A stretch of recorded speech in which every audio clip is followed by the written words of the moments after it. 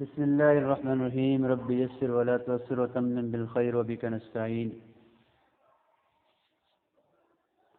باب في إيقاف أرض السواد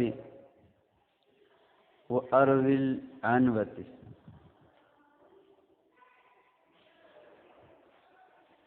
سواد سے مراد عراق کی میدانی زمینیں ہیں اور اس کے وہ علاقے ہیں جنہیں حضرت عمر بن خطاب رضی اللہ تعالیٰ عنہ کے دور میں فتح کیا گیا. یہ جو زمینیں ہیں بڑی سرسبز و شاداب ہیں اور ان میں جو ہے وہ بڑی اچھی کھیتیاں اور بڑے اچھے کھجوروں کے درخت پھلدار موجود ہوتے ہیں. اس بنا پر جو ہے وہ شدت سبزی کی بنا پر سواد کا نام دیا گیا ہے. ارض العنوہ سے مراد وہ زمین ہے کہ جو جنگ و جہاد سے زیر نگی آئی ہوں، مسلمانوں کے قبضے میں آئی ہوں. سواد کی جو حد ہے لمبائی میں آبادان سے لے کر عزیب قادسیہ تک اور عزیب قادسیہ سے لے کر حلوان تک جو ہے یہ چوڑائی میں اس کی حد ہے. اس کا طول جو ہے وہ 160 فرسخ کہتے ہیں کہ اس کا جو طول ہے عراق کے طول سے لمبا تھا. عراق کا جو طول تھا وہ 80 فرسخ تھا اس دور کے اندر، اور سواد کا جو طول تھا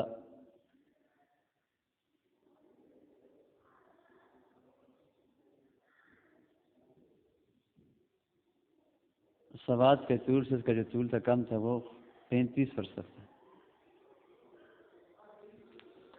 بہرحال ایقاف الارض التي اخذت قهرا لا صلح عنوتن کا معنی یہ ہے. انایان عنوتن کا معنی ہوتا ہے جب کوئی چیز قہرن لی جائے، غلبتاً لی جائے، سلو کے بغیر لی جائے، لڑائی کر کے لی جائے.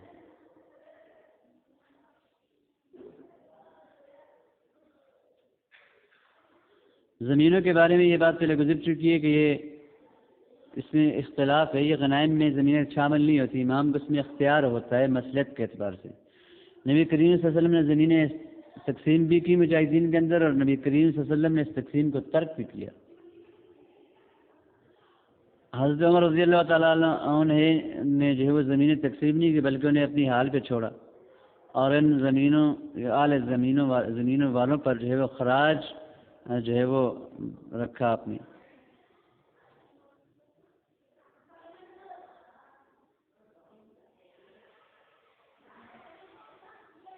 ایقاف و ارض سواد کا معنی کہ ارض سواد و ارض عنوہ کا جو ایقاف ہے ان کو وقف کرنا ہے.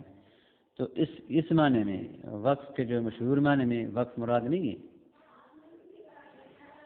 یہ معنی کہ وہ وقف کے جو نقل ملک سے معنی ہو اور رقبہ میں، بلکہ ان زمینوں کا بیچنا بھی جائز ہے جیسا کہ امت کا عمل اس پہ چلا آ رہا ہے. اور اس بات پر بھی علماء کا اجماع ہے کہ یہ زمینیں ان میں وراثت بھی چلتی ہے، جبکہ موقوفہ شے کے اندر تو وراثت نہیں چلتی.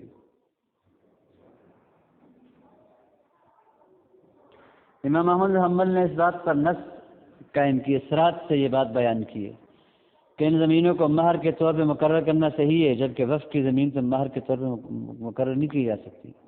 تو یہاں پر ایقاف ارض سواد و ارض العنوہ کا مطلب یہ ہے کہ ان کو اپنی حالت پہ چھوڑنا اور تقسیم نہ کرنا، اور ان زمین والوں کو جو ہے وہ ان پہ خراج رکھ دینا کہ آپ نے اس کی جو پیداوار ہوگی اس میں اس طرح خراج دینا ہے. قال حدثنا احمد بن یونس قال اخبرنا زهير قال اخبرنا سهيل بن ابي صالح عن ابيه عن ابي هريره رضي الله تعالى عنه قال قال رسول الله صلى الله عليه وسلم منعت العراق كفيزها ودرهمها ومنعت الشام مديها ودينارها ومنعت مصر ارضبها ودینارها ثم عدتم من حیث بداتم. لفظی معنی ہے کہ عراق نے اپنا کفیز اور اپنا درہم جو ہے وہ روک دیا، شام نے اپنا مد اور اپنا دینار روک دیا، مصر نے اپنا ارضب اور اپنا دینار روک دیا. جہاں سے تم نے ابتدا کی تھی تم اسی طرف لوٹو گے. ان الفاظ کی تشریح منعت العراق ای منعت اہل العراق، اہل عراق نے روکا. علامہ نووی کہتے ہیں کہ اس کے معنی میں دو قول ہیں، جو مشہور ہیں وہ دو قول. ایک قول تو یہ ہے کہ منعت اہل العراق لاسلامہ کفیزا و درہما، یعنی ان پہ جب جزیہ آیا اور یہ مسلمان ہو گئے تو یہ جزیہ ساقط ہو گیا اور انہوں نے جزیہ دینے سے یہ رک گئے. اور یہ بات ہوئی ہے، پہلے اہل عراق جزیہ دیتے تھے، پھر ان سے جزیہ ساقط ہو گیا.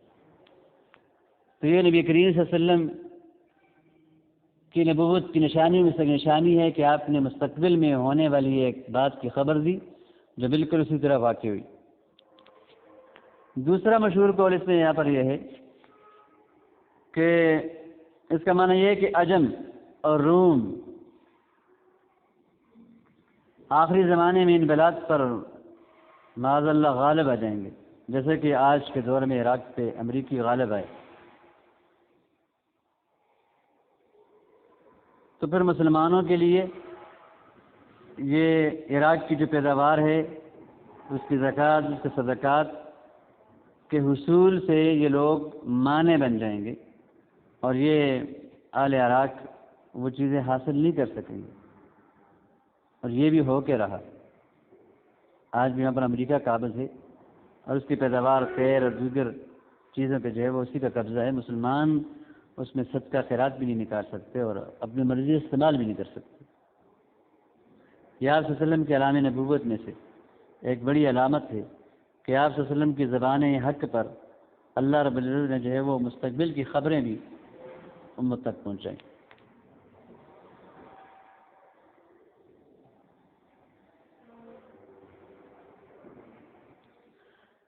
مسلم نے جابر سے روایت ذکر کی ہے کہ یوشک اہل العراق ان لا یجیء الیہم کفید ولا درہم، ایک وقت آئے گا کہ اہل عراق کی طرف نہ کفیز آئے گا نہ درہم آئے گا.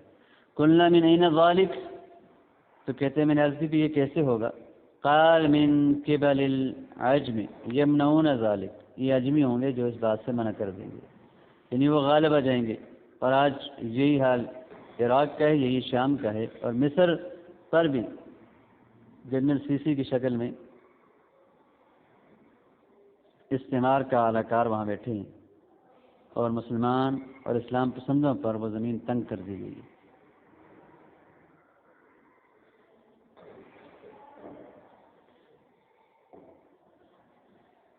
ایک تیسرا معنی یہ بیان کیا گیا ہے کہ مطلب یہ ہے کہ اہل عراق، اہل شام یا اہل مصر معاذ اللہ آخری زمانے میں مرتد ہو جائیں گے اور جو یہ زکوٰۃ دیا کرتے تھے حالت اسلام میں اس کو یہ روک دیں گے. تینوں معنی مراد ہو سکتے ہیں لیکن دو معنی تو بالکل واضح ہو چکی ہیں.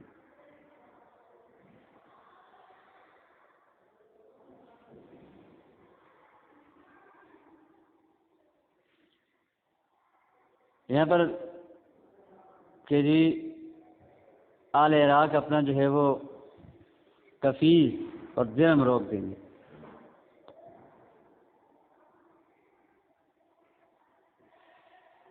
کفیز ایک اہل عراق کا مشہور مکیال ہے، ماپنے کا ایک آلہ ہے. لکڑی کا برتن بنایا ہوا ہوتا تھا یا کسی چیز کے چمڑے وغیرہ کا جس سے وہ اپنے غلہ وغیرہ کو ماپتے تھے.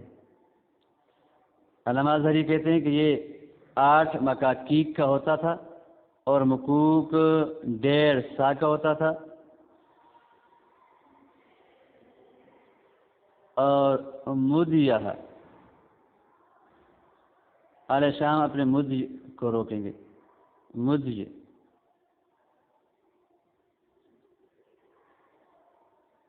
مدا، مدج کفل کی طرح ہے۔ یہ آل شام کا مکیال اور ماپنے کا آلہ ہے۔ کہا جاتا ہے کہ اس میں 15 یا 14 مکوک آتے ہیں۔ ایک مکوک 1.5 سا کا ہے، حساب کر لیا جائے۔ اور اردب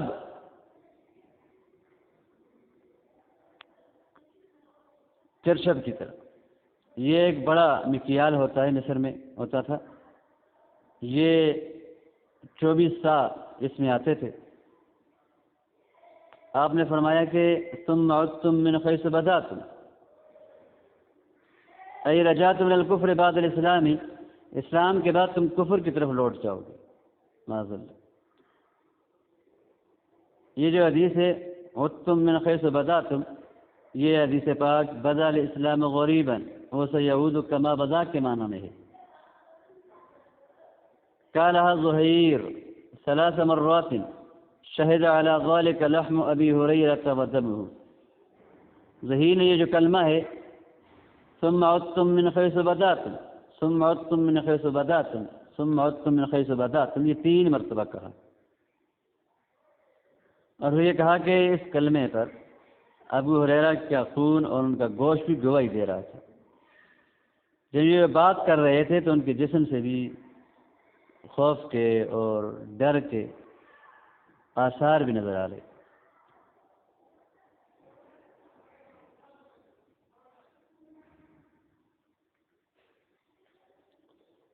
اس حدیث کا جو مطلب اور مفہوم ہے وہ ان تینوں شعروں کے اندر ہو کے رہا ہے۔ یہ مسلمانوں کے لیے فتح ہوئے اور وہاں پر خراج رکھا گیا، اور پھر وہ خراج آخری زمانے میں روک دیا گیا۔ آج کے زمانے میں معاملہ بالکل ویسے ہی ہوا جیسا کہ نبی کریم صلی اللہ علیہ وسلم نے بیان کیا۔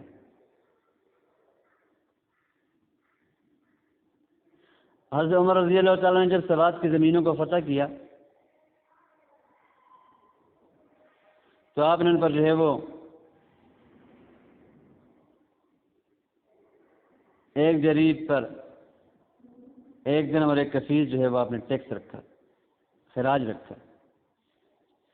روایت مقدار کی میں اختلاف ہے، لیکن آپ نے ان پہ جو ہے وہ خراج رکھا۔ اور ہدایہ کے اندر ایک عمر رضی اللہ تعالیٰ نے جب جو ہے وہ سوات کو فتح کیا، ان پہ خراج مقرر کیا صحابہ کی موجودگی میں، اور مصر کو جب فتح کیے تو عمر بن عاص رضی اللہ تعالیٰ عنہ کو ان کا امیر بنایا، اور اس لیے جو ہے وہ شام پر جو خراج تھا اس کے وضع پر جو ہے وہ صحابہ مجتمع تھے،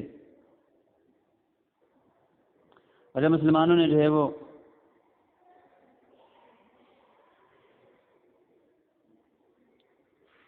اس پر رضامندی ظاہر کی، آپ نے جو ہے وہ ہر جریب پر جو بھی زمین کو پہنچتی تھی، عامر ہو کہ غامر ہو، 1 درہم اور 1 کفیل جو غلے کا رکھا۔ اور پھر وقت آج کا آیا کہ وہاں پر کافر، اجمی اور رومی غالب آ چکے ہیں ان جگہوں پر۔ مصر کی بھی حکومت اسی طرح کی ہے، بظاہر حکومت جو ہے وہ مصروں کی ہے، لیکن ان کی توقعات سے ہٹ کے ہے، ایک ڈکٹیٹر اوپر بٹھایا ہوا ہے عالمی استعمار نے۔ بہر اللہ عالم الصواب۔ قال حدثنا احمد بن حنبل قال اخبرنا عبد الرزاق قال اخبرنا معمر عن همام بن منبه قال هذا ما حدثنا به ابو هريرة عن رسول الله صلى الله عليه وسلم وقال لا رسول الله صلى الله عليه وسلم ايما قرية اتيتموها، جو بستی جس میں تم آؤ وہ اقمتم، اور تم اس میں رہائش اختیار کرو، فیہا فصامکم فیہا، تو تمہارا احساس بستی ہی کے اندر ہے۔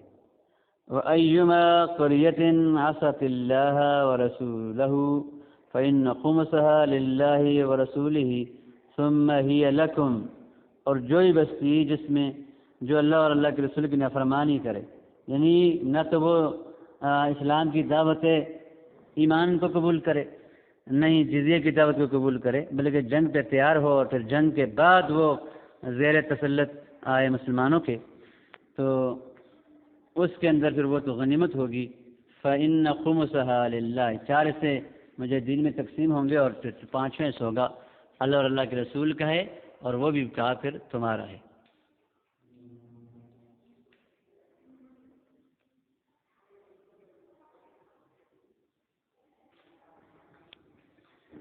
باب فی اخذ الجزیہ،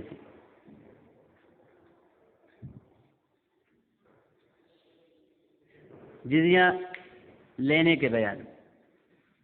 قال حدثنا عباس بن عبد العظيم قال اخبرنا سالم بن محمد قال اخبرنا يحيى بن ابي زائدة عن محمد بن اسحاق عن عاصم بن عمر عن انس بن مالك عن عثمان بن ابي سليمان ان النبي صلى الله عليه وسلم بعث خالد بن الوليد الى اكيدر دوم فاخذوه فاتوا به.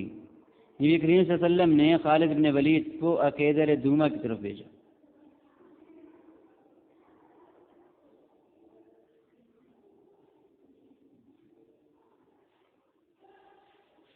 افراء ابن عبد الملک الکندی دوما کے بادشاہ کا نام. دوما بھی پڑھتے ہیں اور دوما بھی پڑھتے ہیں. تو آپ نے اسے پکڑ لیا. فاتوہ بہ، صحابہ اس کو لے کے آئے. فحکن لہ دمہ، آپ صلی اللہ علیہ وسلم نے اس کا خون معاف کر دیا. وصالح علی الجزیہ، اور آپ نے اس سے جزیے پر صلح کی. جزیہ وہ مال ہوتا ہے جو اہل ذمہ سے لیا جاتا ہے، اس لیے کہ ہم انہیں اپنے گھر میں، اپنے دارالاسلام میں انہیں رہائش دیتے ہیں. یا اس لیے لیا جاتا ہے کہ ہم ان کے خون کو اور ان کی اولاد اور ان کے اموال کو خون معاف کر دیتے ہیں، یا ہم ان سے قتال سے پیچھے ہٹ جاتے ہیں. تو جو رقم یا جسے جزیہ کہا جاتا ہے.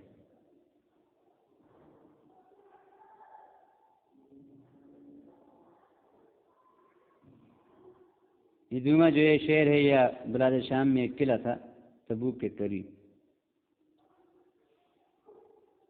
اور یہ عقیدر جو تھا نصرانی تھا، اس کو پکڑ لیا. پھر اس کو جب لائے نبی کریم صلی اللہ علیہ وسلم کے پاس، آپ نے صحابہ کو اسے قتل کرنے سے منع کیا اور اسے واپس بھیج دیا. آپ کے پاس جب یہ آیا تو آپ نے اس کا خون معاف کر دیا. حکن دمہ اذا منعہ ان یسفک، یہ سکتے کہ جب کسی کا قتل واجب ہو جائے، حلال ہو جائے، اور آپ اسے بچا لیں تو اس کا مطلب ہوتا ہے کہ حقن الدم. عقیدر دوما جو تھا یہ عربی آدمی تھا، اور اسے غسان بھی کہا جاتا تھا. اس طرح چلتا ہے کہ عرب سے بھی جزیہ لینا جائز ہے، جیسے عجم سے. اور امام ابو یوسف کیا کرتے تھے کہ جزیہ جو ہے وہ عربی سے نہیں لیا جائے گا. امام مالک اور رضائی اور شافی کہتے ہیں کہ عربی اور عجمی اس میں برابر ہے. اس حدیث سے علامہ منذری نے سکوت اختیار کیا. قال حدثنا عبد الله بن محمد النفيلي قال اخبرنا معاوية عن الأعمش عن ابي وائل عن معاذ ان النبي صلى الله عليه وسلم لما وجهه الى اليمن. حضرت معاذ سے روایت ہے، کہتے ہیں کہ نبی کریم صلی اللہ علیہ وسلم نے جب انہیں یمن کی طرف متوجہ کیا، ای ارسلہ، یمن کی طرف بھیجا. امرہ ان یاخذ من کل حالم یعنی مختلما دینارا او عدلا من المعافری صیاب تکون بالیمن. آپ نے حضرت معاذ کو حکم دیا کہ وہ ہر حالم سے، ہر بالغ سے، مختلم تفسیر ہے کسی راوی کی، حالم یعنی مختلم سے، ایک ہر بالغ آدمی سے آپ جو ہے وہ 1 دینار لیں، یا عدلہ ای مثلہ، یا اس کے برابر جو ہے وہ معافری کپڑا لیں.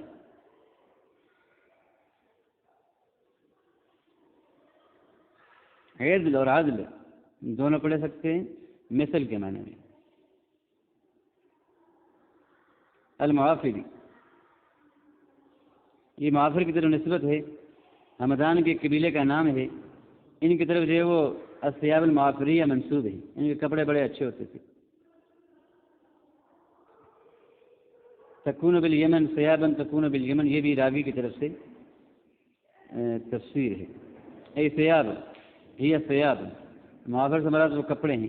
اور فی بعض نسخ ثیابا بالنصب نصب بتقدیر یعنی کی یعنی ثیابا. اب معافر سے مراد میں سے کپڑے یعنی کی تقدیر لائیں گے تو پھر یہ منصوب ہوگا.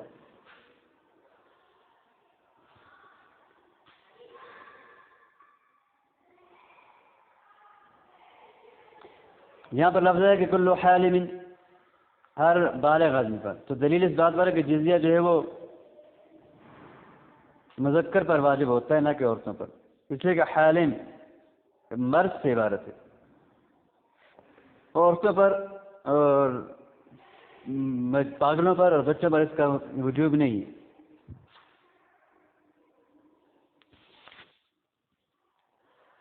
اور یہ بات یہ کہ یہ واجب ہوتا ہے عرب اور عجم تمام پر عموم کی بنا پر. یہاں عربی اجمی کی تخصیص نہیں ہے. اور یہ بھی کہ دینار ہی جو ہے وہ ان سے لیا جائے گا چاہے وہ غریب ہوں مالدار ہوں جس طرح بھی ہوں. نبی کریم صلی اللہ علیہ وسلم نے جو ہے وزن معاذ کو یمن بھیجا اور حکم دیا کہ آپ ان سے لڑائی کریں.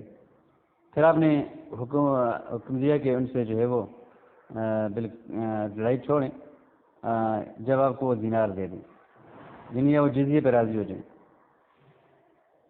اور ایک دینار کے خرچ کو آپ نے جو ہے ان کے خون کی بچاؤ کا ذریعہ بنایا. جو بھی اس کو دیتا تو آپ اس کا خون بچ جاتا.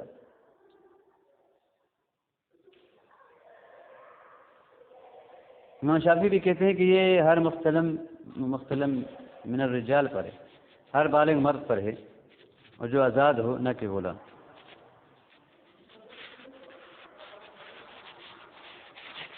قال حدثنا النفيلي قال اخبرنا ابو معاويه قال اخبرنا الاعمش عن ابراهيم عن مسروق عن معاذ عن النبي صلى الله عليه وسلم مثله.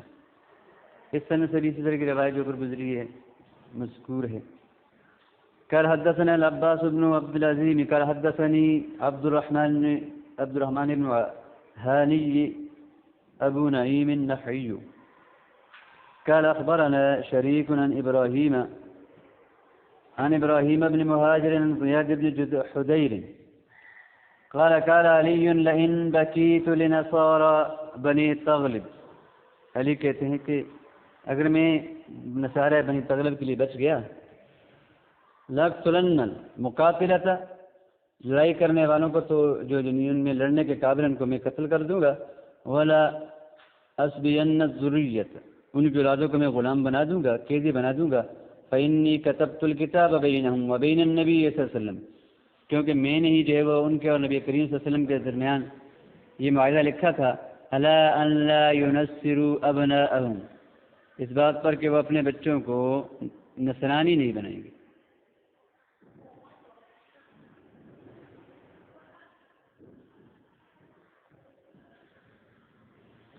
لہذا انہوں نے جو ہے وہ وعدہ توڑ دیا ہے.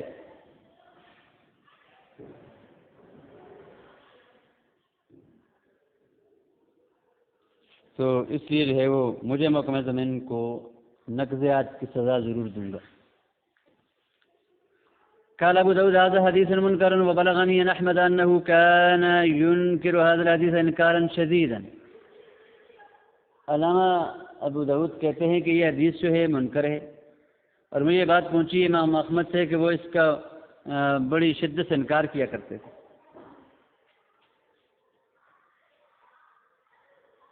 یعنی اس حدیث کا نبی کریم کی طرف جو رفع ہے اور اس کا نبی کریم کی طرف سے اس کا حضرت علی کی حدیث ہونا یہ منکر ہے.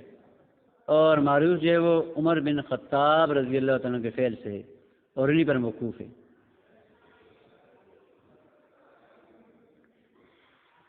ابن ابی شیبہ نے اپنی کتاب الزکوٰۃ کے آخر میں ذکر کیا قال حدثنا علی بن مسر عن الشيباني عن الصفاح بن مصر عن داود بن قردوس عن عمر بن الخطاب أنه سالق نصارى بني تغلب على أن تضف عليهم الزكاة مرتين ولا أن لا ينسروا صغيرا وعلى أن لا يكرهوا على دين غيرهم.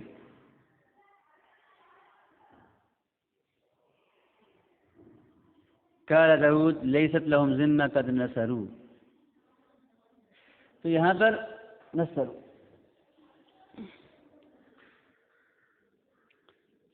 دو چیزیں یہاں پر جو ہیں وہ اس حدیث کو منکر بنا رہی ہیں. ایک تو یہ کہ اس کے نبی پاک تک جو ہے اس کو مرفوع ثابت کرنا یہ منکر ہے، اور دوسرا یہ کہ جی حضرت علی نے یہ تھا، یہ حضرت عمر رضی اللہ عنہ نے یہ کام کیا تھا. واللہ تعالی عالم بالصواب. وہ عند بعض الناس شبہ المتروکی، منکر جو ہے وہ بعض لوگوں کے نزدیک متروک کے برابر ہوتی ہے. وانکروا هذا الحدیث علی عبد الرحمن ابن ہانی، عبد الرحمن ابن ہانی پر بھی انہوں نے اس حدیث کی جو ہے وہ انکار کیا کہ ان سے یہ روایت یہ بھی انکار کیا.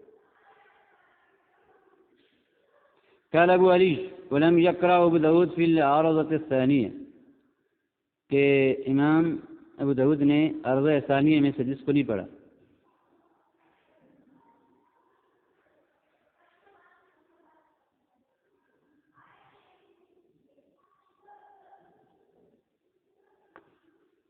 یہ امام ابو داود نے دوبارہ سے جس کو جو ہے وہ پڑھنا چاہا، لکھنا اپنے استاد کو سنانا چاہے، جو بھی دوبارہ اس کو نہیں پڑھا. قال حدثنا مصرف بن عمرو اليمامي قال اخبرنا يونس يعني ابن بكير قال اخبرنا اسبات بن نصر الهمداني عن اسماعيل بن عبد الرحمن القرشي عن ابن عباس قال صالح رسول الله صلى الله عليه وسلم اهل نجران على 1000 حلة، نبی کریم صلی اللہ علیہ وسلم نے آل نجران سے 2000 جوڑوں پر صلح کی. النصف فی سفر والنصف فی رجب، آدھے جو ان میں سے سفر کے مہینے میں اور آدھے جو رجب کے مہینے میں یؤدونها الی المسلمین، وہ مسلمانوں کو ادا کریں گے. وعاریۃ 30 درعا و30 فرسا و30 بعیرا و30 من کل صنف من اصناف السلاح.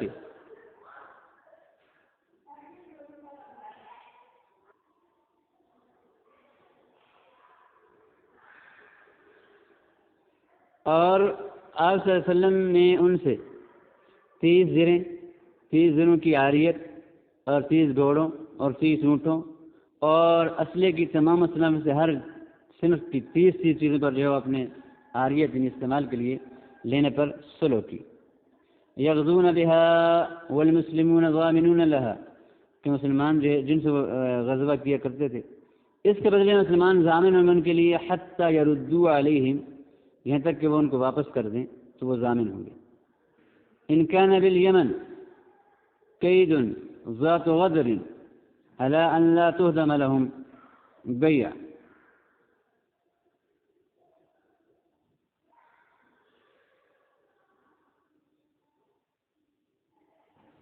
مسلمان جو ہیں وہ ضامن ہوں گے. ان پہ یہ لازم تھا کہ وہ یہ اسلحہ مذکورہ جو مسلمانوں کو دیں عاریت کے طور پر، اور اس مسلمان اس عاریت کو واپس کریں گے.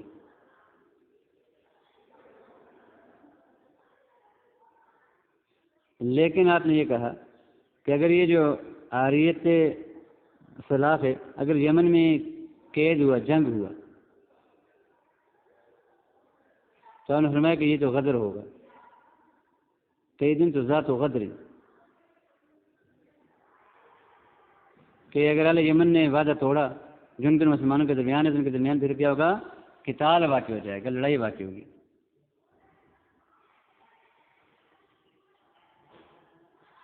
یہ جو اسلحہ لیا گیا تھا اہل یمن سے، یہ ان لوگوں سے لڑائی کے لیے لیا گیا تھا جنہوں نے یمن کو چھوڑ دیا تھا. خطابی کہتے ہیں قید سے مراد حرب ہے.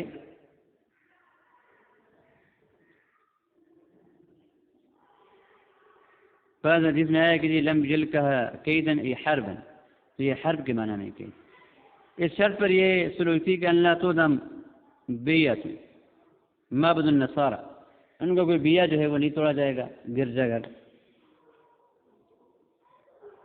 ولا یخرج لهم قص، اور ان کا کوئی جو ہے وہ بڑا عالم اور سردار بھی نہیں نکالا جائے گا. ولا یفتنوا عن دینہم، اور ان کے دین سے بھی جو ہے وہ نہیں پھیرا جائے گا، فتنے میں نہیں ڈالا جائے گا. ما لم یحدثوا حدثا،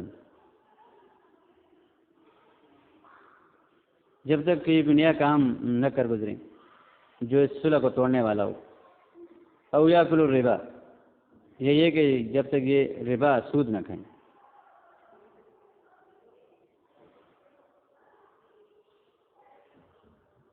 جس مال پہ صلح ہوئی تھی یا حقیقت میں جزیہ تھا؟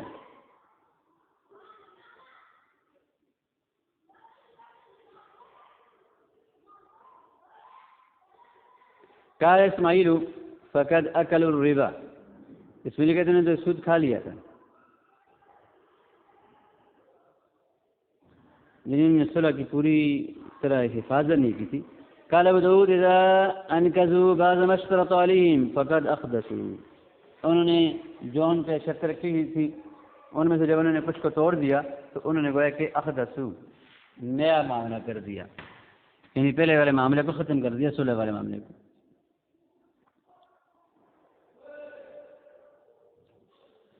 باب فی اخذ الجزیہ من المجوس، مجوس سے جزیہ لینے کے بیان میں یہ باب. قال حدثنا احمد بن سنان الواسطی قال اخبرنا محمد بن بلال عن عمران القطان عن ابی جمرة عن ابن عباس قال ان اهل فارس لما مات نبيهم كتب لهم ابلیس المجوسیہ.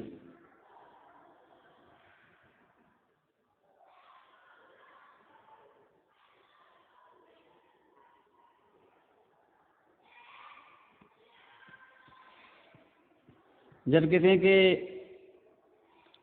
اہل فارس کا نبی جب ان کا انتقال کر گیا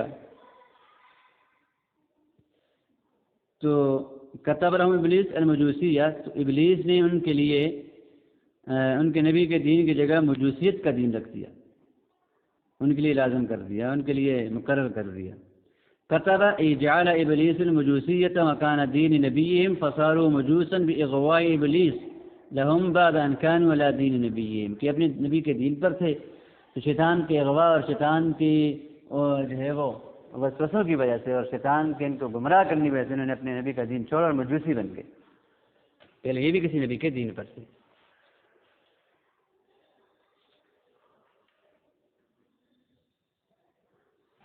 امام شافعی رحمۃ اللہ کہتے ہیں کہ جزیہ جو ہوتا ہے یہ اہل کتاب سے لیا جاتا ہے، یہ اہل اوثان سے بتوں کی پوجا کرنے والے سے جزیہ نہیں لیا جاتا، ان پہ پھر اپنی مرضی کا ٹیکس امام رکھتا ہے. اللہ تعالیٰ کے اس قول قاتل الذین لا یؤمنون باللہ ولا بالیوم الآخر ولا یحرمون ما حرم ولا یحرمون ما حرم اللہ ورسولہ ولا يدينون دين الحق من الذين اوتوا الكتاب حتى يؤتوا الجزية عن يد وهم صاغرون. بیکی بھی کہتے ہیں کہ جزیہ جو والے آسان سے نہیں لیا جائے گا.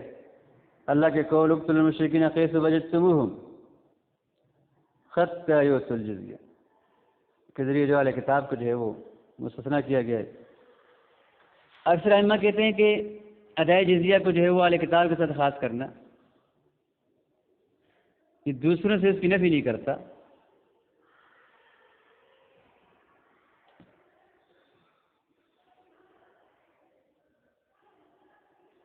اور مجوس کے بارے میں بعض ائمہ جیسے امام شافعی کہتے ہیں کہ والے کتاب میں سے ہیں. اور اس باب کے اندر یہ ابھی جو ابن عباس کا اثر گزرا کہ ان آل فارس اعلی فارس لما مات نبیہم کتب لهم ابلیس المجوسیہ، اس سے بھی اسی کی دلالت ہوتی ہے.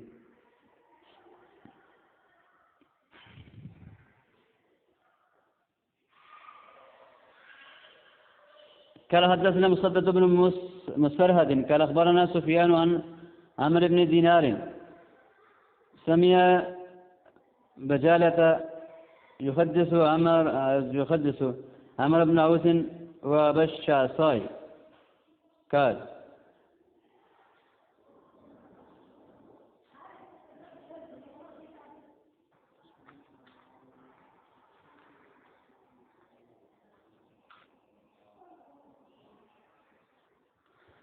عمر ابن دینار سے روایت ہے، وہ کہتے ہیں کہ انہوں نے بجالہ کو سنا. بجالہ ایک مشہور تابعی ہیں.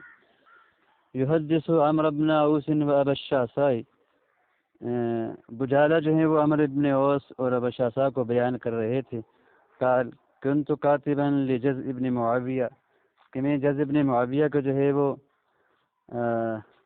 کاتب تھا، عم الاخنف ابن قیس، جو کہ اخنف ابن قیس کے چچا ہیں. اذ جاءنا کتاب عمر قبل موته بسنہ، جب ہمارے پاس حضرت عمر رضی اللہ تعالیٰ عنہ کا خط آیا ان کی موت سے 1 سال پہلے، اور اس خط کا مضمون تھا اقتلوا کل ساخر، ہر جادوگر کو قتل کر دو، وفرقوا بین کل ذی محرم من المجوس، اور مجوسیوں کے ہر ذی رحم محرم کو آپس میں جدا کر دو.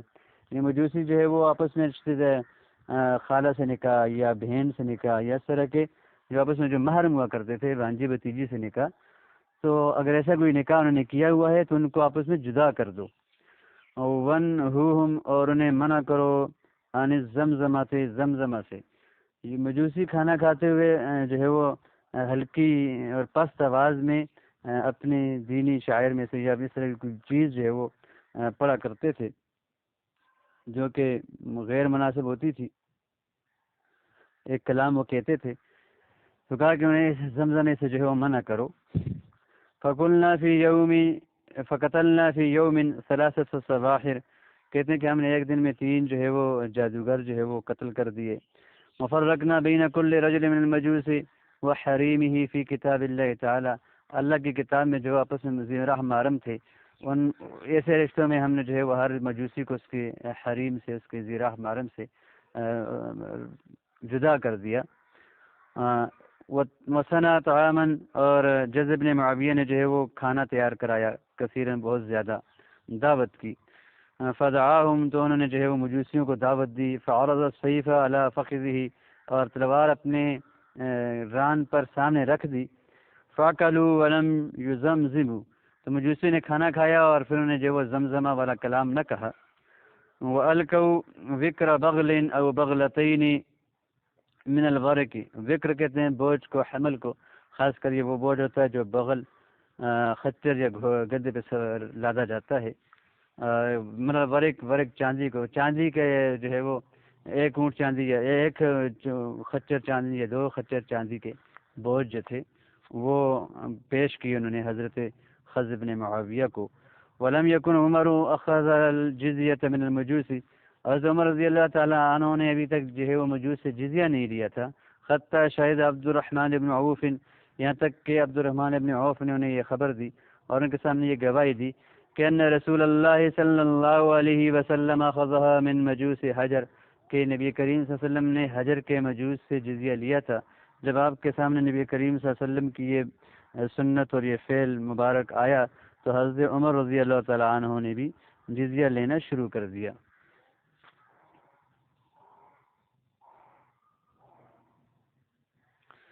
تو یہ باب تھا مجوس سے جزیہ لینے کے بیان میں.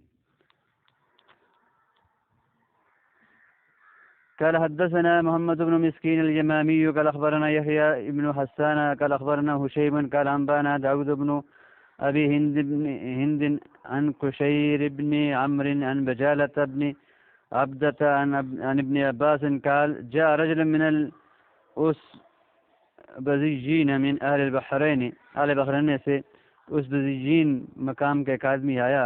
وهم مجوس آل حجر، مجوس آل حجر، اور وہ آل حجر کے مجوس تھے. الى رسول اللہ صلی اللہ علیہ وسلم، نبی پاک کی خدمت میں. فمکث عندہ، آپ کے پاس وہ ٹھہرا. ثم خرج، پھر وہ نکلا. فسألته ما قضى الله ورسوله فيكم، میں نے پوچھا کہ اللہ اور اللہ کے رسول نے تمہارے بارے میں کیا فیصلہ کیا. قال الشر، اس نے کہا برا فیصلہ کیا. قلت ما، میں نے کہا رک جاؤ، خبردار ایسی بات کرو. اس میں مبنی ہے علی السکون، اسکت کے معنی میں. قال الاسلام او القتل، کہا کہ ہمیں یہ کہا کہ یا تو اسلام لاؤ یا قتل ہو جاؤ، لڑائی کے لیے تیار ہو جاؤ. قال وقال عبد الرحمن ابن عوف قبل منهم الجزیہ، اور عبد الرحمن ابن عوف نے کہا کہ نبی پاک نے ان سے جزیہ قبول کر لیا تھا. قال ابن عباس، ابن عباس کہتے ہیں فاخذ اخذ الناس بقول عبد الرحمن وتركوا ما سمعت انا من الاسبزی، لوگوں نے عبد الرحمن ابن عوف کی بات کو لے لیا کہ جزیہ لینے کی بات کو، اور میری بات کو جو ہے وہ چھوڑ دیا. اس لیے کہ عبد الرحمن ابن عوف رضی اللہ تعالیٰ کی جو روایت تھی وہ موصولہ ہے، صحیح ہے، نبی کریم صلی اللہ علیہ وسلم سے وہ انہوں نے جو یہ بات نقل کی ہے. اور حضرت عباس رضی اللہ عنہ کی جو بات ہے وہ مجوسی سے نقل ہے. مجوسی کی بات ہو سکتا ہے اس نے جھوٹ بھی بولا ہو تو لہٰذا اس کو قبول نہ کیا. اس حدیث سے جو منظری نے سکوت اختیار کیا. واللہ تعالی عالم بالصواب وما علینا الا البلاغ.